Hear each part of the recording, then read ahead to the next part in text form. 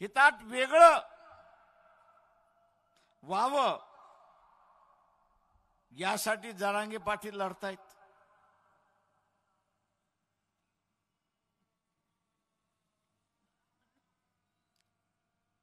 त्यांना माझा असणारा प्रेमाचा सल्ला आहे की आम्ही अण्णा पाटलांचं आंदोलन बघितलेलं आहे.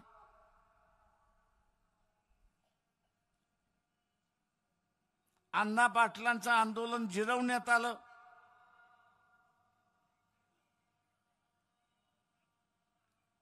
आत्ता उभं केलेलं आंदोलन जर जिरवायचं नसेल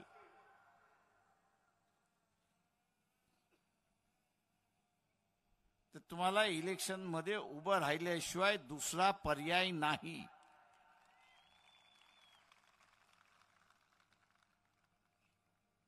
आणि इलेक्शन मध्ये उभं राहिला नाहीत तर इथले निजामी मराठे तुम्हाला कधी संपवतील याचं तुम्हालाही कळणार नाही.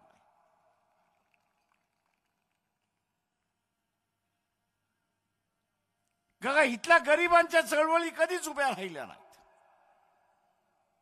त्या उभ्या राहू दिलेल्या नाहीत.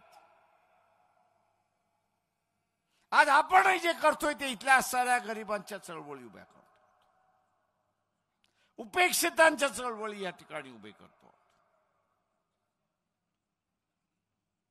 या उपेक्षितांच्या चळवळीमध्ये एकजूट होणं हे त्याच्यातलं महत्वाचं आहे.